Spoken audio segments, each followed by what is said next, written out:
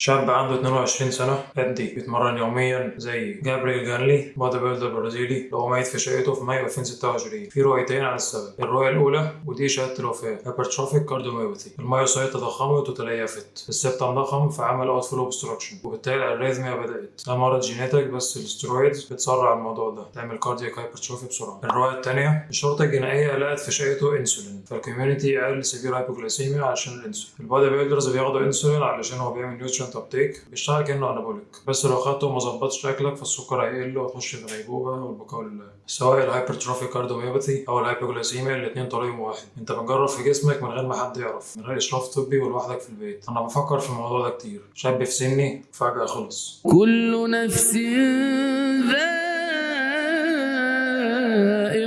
الموت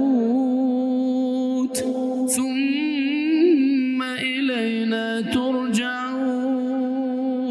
الموت مش بعيد، وده كلام مش تخويف، كلام تحرير. لما تعرف ان الوقت محدود مش هتفضل تعيش حياة مش انت اللي اخترتها.